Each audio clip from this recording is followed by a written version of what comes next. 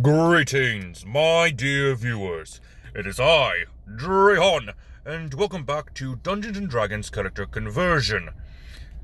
Today we are looking at Gravity Falls once again for the author of the journals, Stanford Pines. If you're new to this series, welcome. I am your host, Drehon. And Dungeons & Dragons Character Conversion is a series where I take fictional characters from anywhere throughout fiction, whether it be a video game, a book, or a cartoon, and convert them into the Dungeons & Dragons style for 5th edition. Starting things off, we are using the point-buy system for our stats. Strength is at an 11, Dexterity and Charisma are both at a 12, Constitution at a 13, Intelligence at a 15, and Wisdom at a 10. Stanford is very smart. However, he doesn't see through Bill's plan until after his dear friend sees the truth. And his charisma is a little bit low. That is because he doesn't know how to communicate with people that well. There are a lot of us like that. But he still has some form of charisma thanks to his brother, Stan Lee Pines. Also, he has been around different dimensions after his trip into the portal. So, how do we create Stanford Pines? Well, we're going to start off with his race. He is obviously a human. We're going to grab the variant human, so we get 1 point added to our constitution and 1 point added to our intelligence. We get 30-foot walking speed, and we get a skill of our choice. We're going to grab investigation. He did come to Gravity Falls to investigate the weirdness of the town. We're going to also grab a feat. After his encounter with Bill, he has become a lot more alert. So we're going to grab the alert feat. Nothing can surprise him anymore, or at least it's a lot harder to surprise him. So you get a +5 to your initiative, which is actually going to be a little thematic for this build. Anyway, moving on, we are going to grab the background. Now, there are 2 backgrounds that technically work with Stanford. One being the Hermit, which gives us proficiency in the skills of medicine and religion, as well as alchemist supplies and 1 language of our choice, with the feature being discovery, which honestly is very reminiscent of Stanford's time in Gravity Falls, not to mention that he did isolate himself after finding out the truth of Bill Cipher's plan. We also have the Sage background, which was the original background I was going to go for this build. We get the skills Arcana and History and 2 languages of choice, as well as the feature Researcher, which was very reminiscent of the fact that Stanford was the author of the journals. However, to make things simpler and to be as lore accurate as possible, we are going with the Hermit background, once again for the fact that he did in fact isolate himself for the longest time after learning about Bill Cipher's plan to try to take over the world, up to the point before he invited his brother, Stan Lee, over, which caused a lot of things to happen, which I will not get into because that is enough spoilers for you. If you want to see what happens, make sure to watch the series for yourself. Now, we need to go to class, and that is going to be Artificer.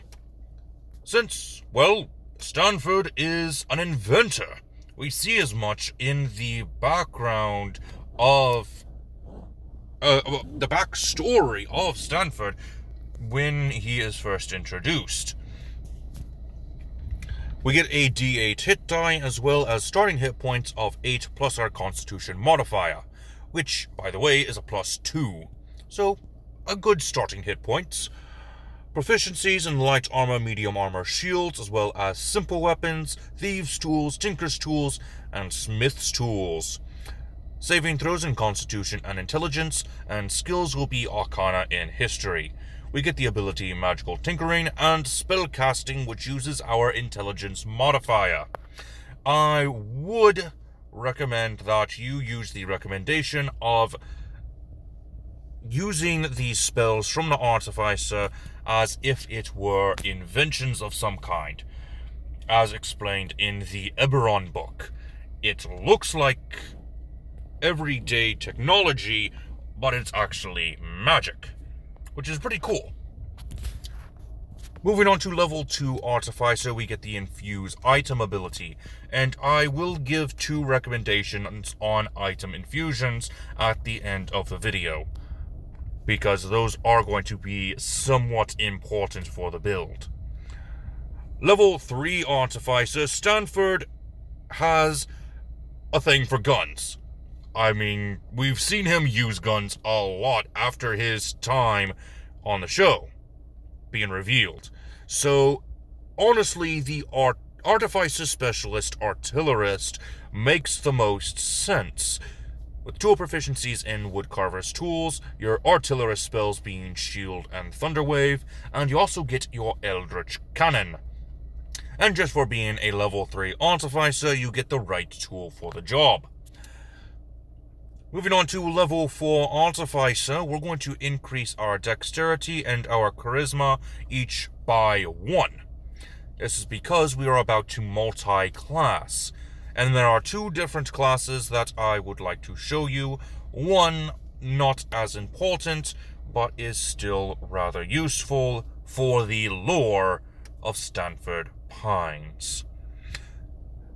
We need to talk about Stanford's deal with Bill Cipher.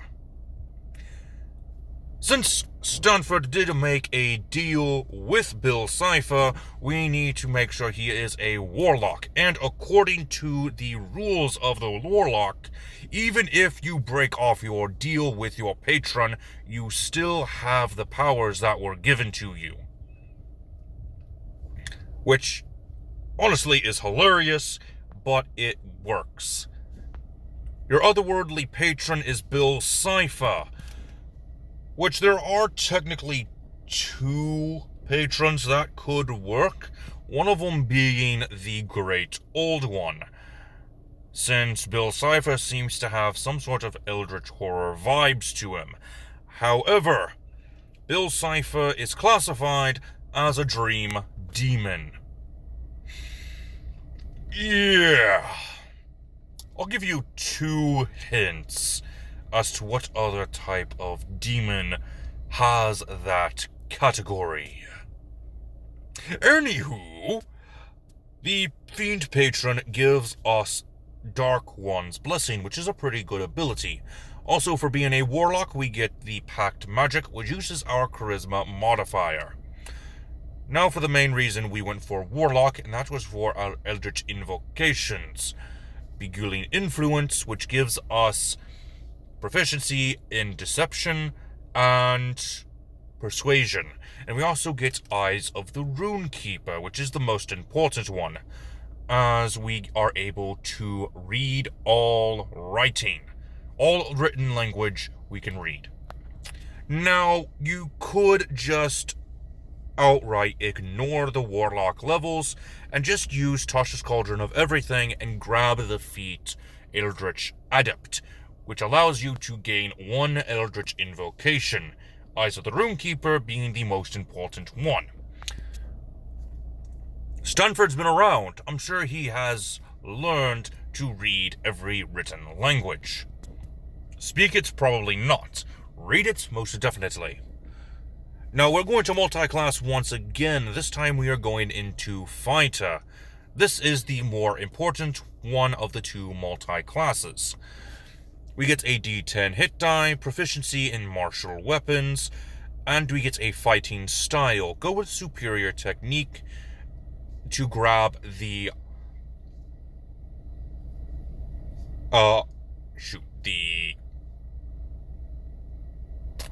I forgot the word.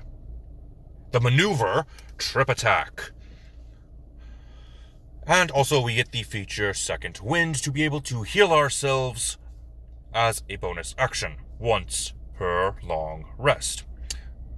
Level 2 Fighter gets the Action Surge ability, allowing us to take a secondary action in addition to our first action and a possible bonus action. Level 3 Fighter gets a martial archetype. We're going with the Gunslinger. I've already explained why I wanted to go with the Gunslinger when I picked the Artillerist Specialist for the Artificer.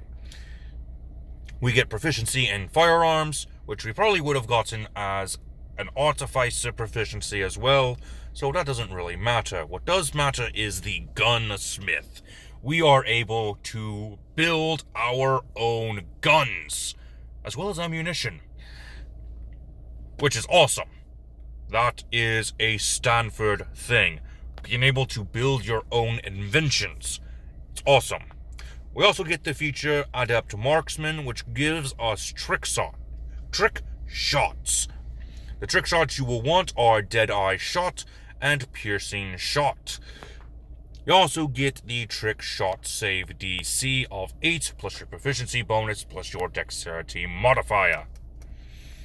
Level 4 fighters get an ability score improvement. Go ahead and increase your strength and your charisma each by 1, rounding them off to even numbers. Moving on to level 5 fighter, we get an extra attack. Level 6 fighter, we are going to, instead of grabbing the ability score improvement, we're going to grab a feat. We're going to grab the Gunner feat, which lets us ignore the loading property of our firearms. And it also gives us an ability score improvement of dexterity by 1 point, rounding it off to a nice 14. Level 5 Artifices get the Arcane Firearm from the Artillerist, and we get 2 more Artillerist spells, Scorching Ray and Shatter. Level 6 Artificers get a Tool Expertise. Now we get to add double proficiency to our tool proficiencies whenever we use tools, which, thanks to the right tool for the job, we are able to get whatever tool we need, and we are automatically proficient with that tool. So we are automatically experts with whatever tool we create using the right tool for the job. Very handy. Level 7 Artificers get a Flash of Genius. Level 7 Fighters, thanks to the Gunslinger archetype, gets Quick Draw, which adds your proficiency bonus to your initiative. Really awesome. And that's the reason why I decided to make this build for Stanford based on his initiative, so he can quickly get into battle and try to finish it off as quickly as possible before his enemies can even attack. If I could, I would add a rogue just so I can get that sneak attack damage in, because holy cow, that is awesome. Moving on to level 8 Artificer, we get an ability score improvement. Increase your dexterity to a 16. Level 8 Fighter, we're going to increase our dexterity once more, this time to an 18. Now, here's the important part. We have 2 levels left. We can either increase our fighter levels, giving us more abilities from our Gunslinger archetype, or we can grab 2 more levels in Artificer, giving us some more Artificer abilities.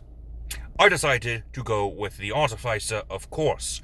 Level 9 Artificer gives us Explosive Cannon and Artillerist spells, Fireball and Wind Wall. We also get 10th level Artificer, which gives us the Magic Item Adept, more magic items to attune to. Awesome. And that is the end of the build, but not the end of this video. For your item infusions, I would strongly recommend the Replicant Magic item, Ring of Mind Shielding. This is a reference to the metal plate in Stanford's head, so that Bill can no longer possess him. Secondly, the Helm of Awareness gives us advantage on our initiative roll. So if your Dungeon Master is using the alternate initiative system to where you have a set initiative score, which is 10 plus your initiative, aka your dexterity modifier, this advantage would be considered a +5 to that initiative. Also, it's helmet, another metal plate joke. Metal plate reference. Very important to Stanford's character. Now for the spells. Like I said, Warlock is not exactly necessary for this build. It is more of a flavor. However, we do want to go ahead and see what Warlock spells would best work. For your Warlock spells, the cantrip Mage Hand and Toll the Dead are some of the greatest cantrips that you could probably get with the Warlock multi-class. First level, you only get 3 spells. Command, Cause Fear, and Protection from Evil and Good will probably be your best bets. Protection from Evil and Good keeps you from being possessed. Another reference to the metal plate in Stanford's head. Anyway, Artifices spells are the more important spells here for your cantrips, Mending, Poison Spray, and Shocking Grasp. First level, Featherfall, Identify, and Jump. Second level, Arcane Lock, Heat Metal, and See Invisibility. Third level, Glyph of Warding, and Haste. Very useful spells, and all referencing things that Stanford has done during his season of Gravity Falls. And with that, I hope you have enjoyed, my dear viewers.